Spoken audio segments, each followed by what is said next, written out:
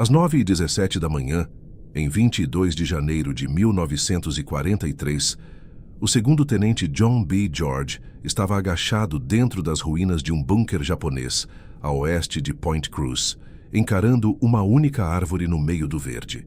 Uma figueira de bengala, daquelas que parecem um mundo inteiro de galhos e sombras.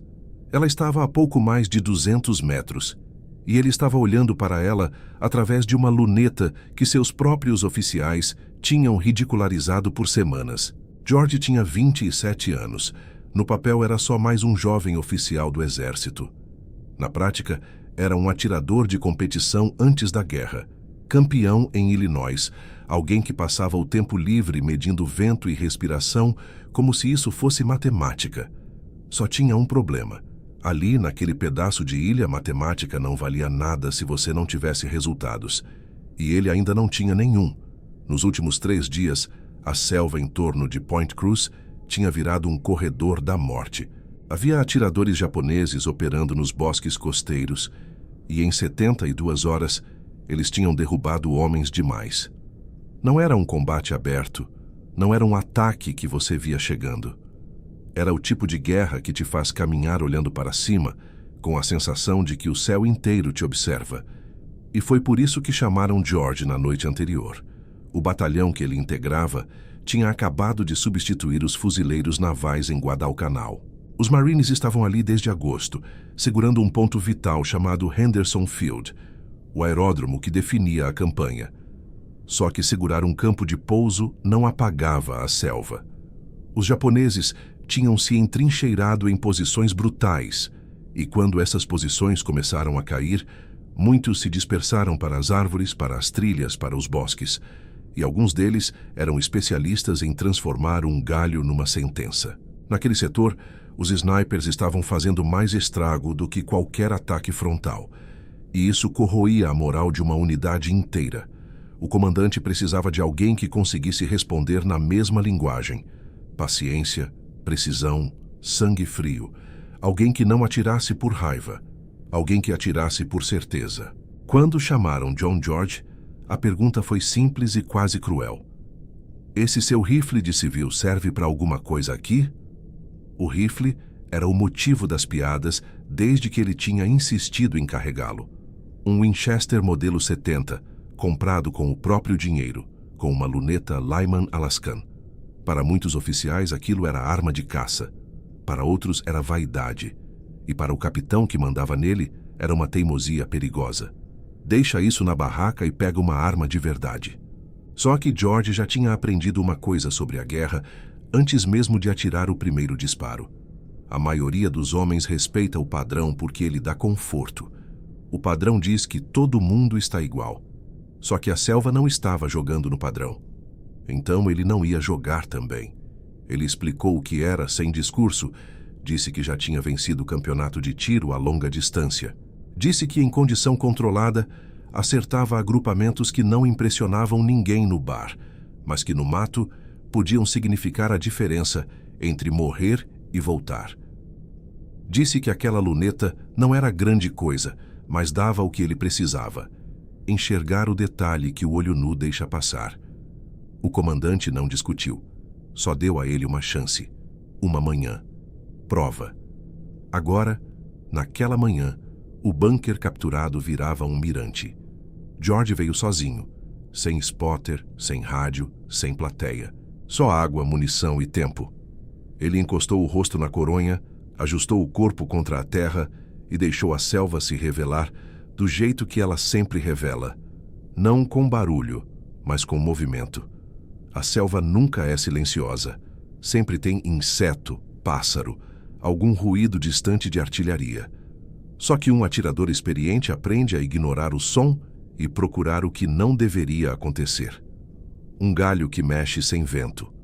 Uma sombra que não combina com o padrão. Um recorte humano tentando fingir que é árvore. George varreu a figueira de bengala devagar. Da esquerda para a direita, de cima para baixo.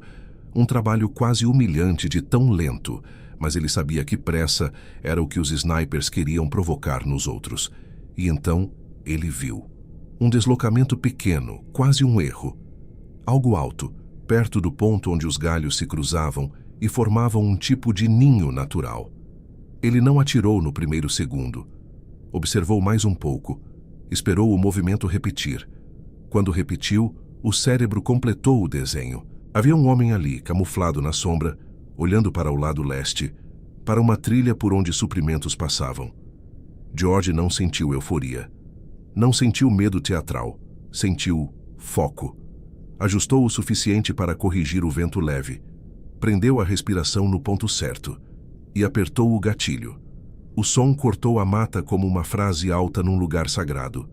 Longe, na árvore, o corpo perdeu a disputa com a gravidade e despencou. Não foi bonito. Não foi glorioso. Foi apenas definitivo. George trabalhou o ferrolho com um movimento limpo, automático. A guerra dele não era uma cena, era um procedimento. Ele manteve o olho na árvore porque sabia de outra regra. Um sniper raramente está sozinho. Onde existe um, existe alguém observando.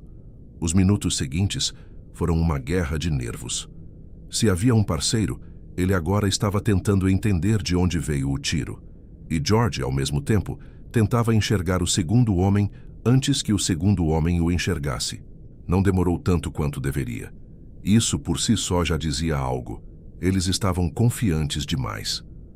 Pouco tempo depois, ele encontrou outro ponto escuro, em outra árvore, mais baixo, se movendo com urgência, como alguém que tenta sair antes que vire o próximo.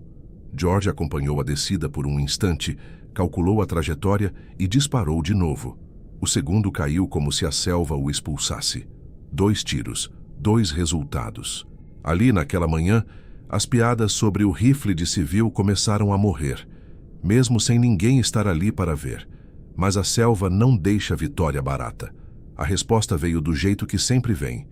Quando você acha que ganhou o ritmo, ela muda as regras. Perto do meio da manhã, um impacto seco explodiu areia e terra muito perto do rosto de George. Um disparo acertou o saco de areia do bunker, a poucos centímetros da cabeça dele. Não foi aviso. Foi recado. Agora nós te vimos. Ele não se levantou, não correu feito personagem. Só congelou no lugar certo, esperou o tempo necessário e voltou a observar, mas agora com outra lógica. O duelo tinha começado de verdade. Não era mais ele caçando homens escondidos. Era ele tentando não ser o homem escondido que alguém encontrou. Ele começou a procurar a origem do tiro. Não com pressa, porque pressa mata.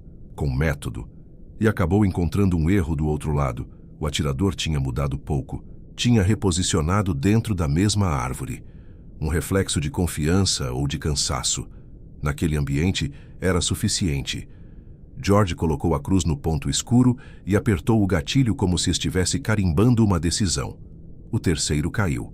Ao longo daquela manhã, ele repetiu o mesmo trabalho paciente.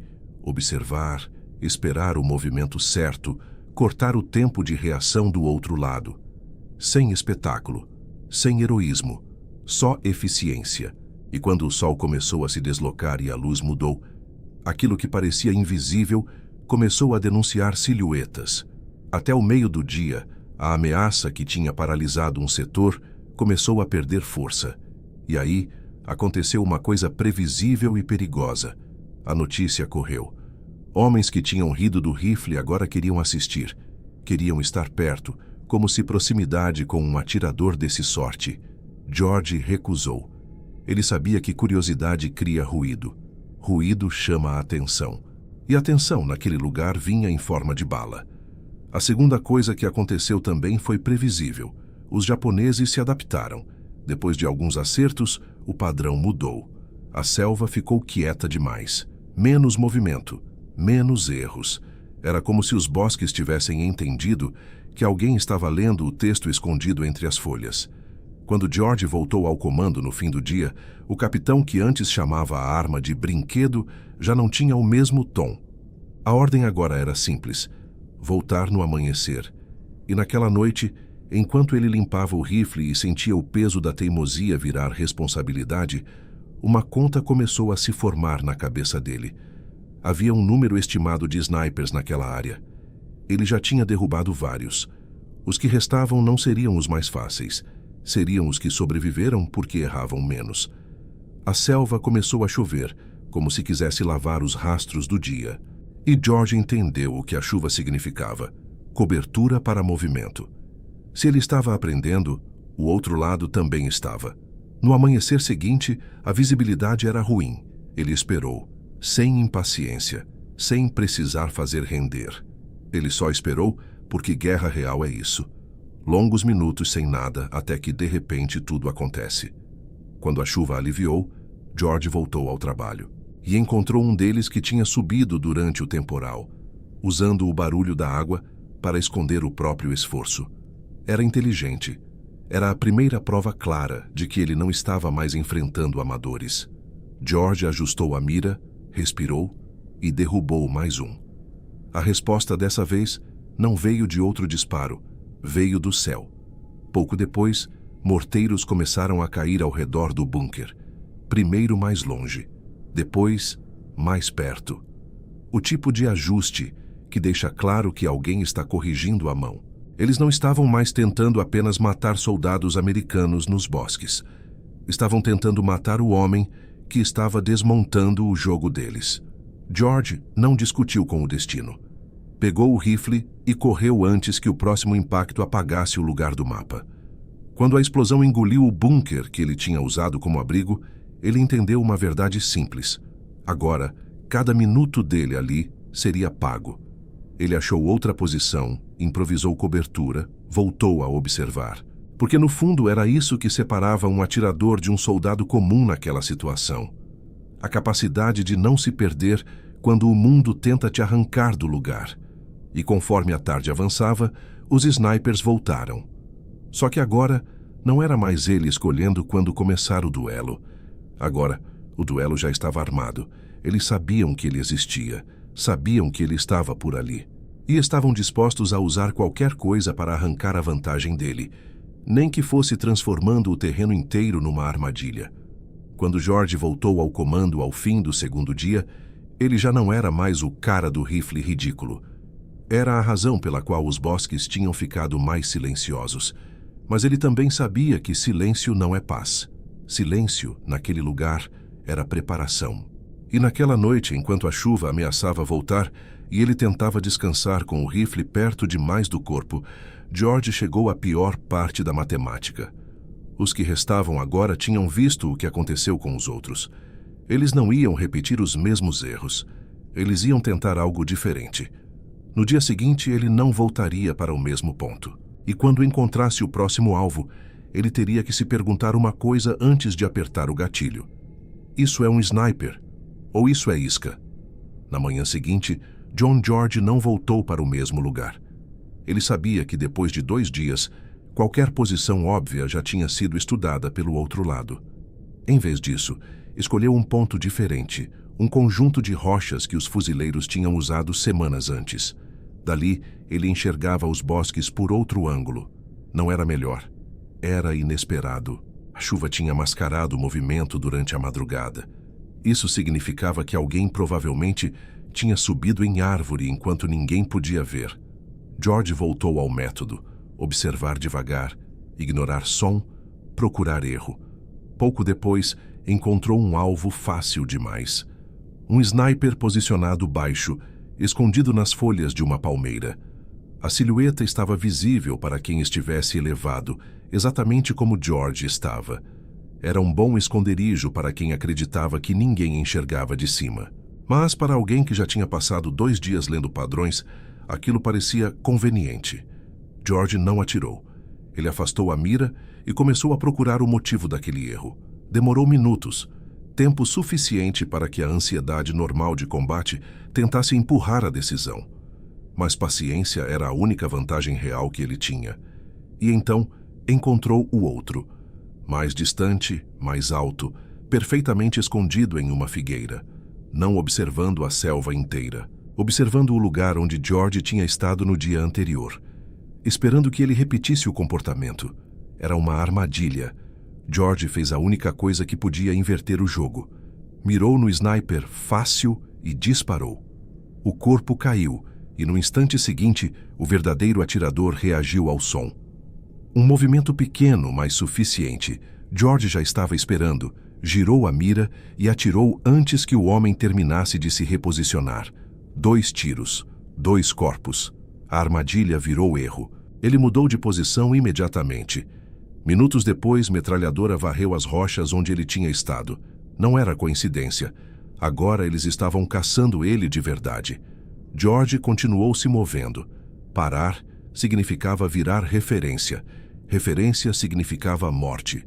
Restava um, e o último não estava nas árvores. George percebeu tarde.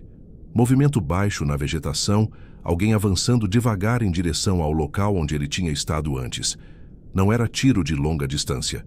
Era caça. O sniper tinha mudado o jogo. Sair da altura, fechar a distância, encontrar o homem. George permaneceu imóvel dentro de uma cratera parcialmente cheia de água. Não podia se levantar sem se expor. Não podia atirar sem ter certeza. O outro se aproximava, estudando o terreno, lendo rastros, pensando exatamente como ele pensaria. Quando o sniper alcançou as rochas e virou as costas para a direção errada, George teve o disparo mais fácil de todos e o mais perigoso de errar, porque o último homem que sobrevivia depois de dias não sobrevivia por acaso. Ele esperou mais alguns segundos. Quando o sniper começou a se mover novamente, George subiu o suficiente, apoiou o rifle e atirou. Depois trabalhou o ferrolho e garantiu o segundo homem que acompanhava a movimentação. O silêncio voltou. Em 4 dias, a ameaça que tinha matado homens continuamente desapareceu. Não por volume de fogo, não por ataque frontal, por leitura, paciência e decisões corretas repetidas sob pressão. Quando George voltou às linhas americanas, o resultado não era discurso heróico. Era algo mais simples. Os bosques deixaram de ser um lugar onde ninguém queria passar. O rifle que tinham chamado de brinquedo tinha feito o trabalho. Nos dias seguintes, o comando percebeu o óbvio. O problema não era o rifle. Era a ideia de que ninguém precisava daquele tipo de habilidade. George passou a treinar outros atiradores, criando algo que ainda não existia formalmente. Um grupo dedicado a observar, esperar e eliminar ameaças invisíveis antes que elas quebrassem uma unidade inteira. Meses depois, ele seria ferido. Depois seguiria para outra campanha. E como acontece com quase todas as histórias reais, a parte mais famosa não seria a mais longa da vida dele, só a mais decisiva. Anos mais tarde, George escreveu sobre aquilo sem dramatizar, sem tentar parecer herói, apenas registrando o que funcionou e o que não funcionou. O rifle, a luneta, a paciência, o erro humano. O livro se tornaria referência silenciosa para quem queria entender combate real, não versão romantizada. O Winchester, que provocou risos, acabaria em um museu. Quem passa por ele vê uma arma comum, madeira, aço, nada chamativo. Mas ali está um objeto que provou uma coisa simples e desconfortável. Guerra moderna ainda pode ser decidida por indivíduos que pensam melhor do que o padrão espera. E por 4 dias em Guadalcanal, um homem com uma arma que ninguém levava a sério mudou o equilíbrio de um setor inteiro. Se você gostou desse vídeo, deixa o like e se inscreve no canal. Isso ajuda muito. Até o próximo vídeo.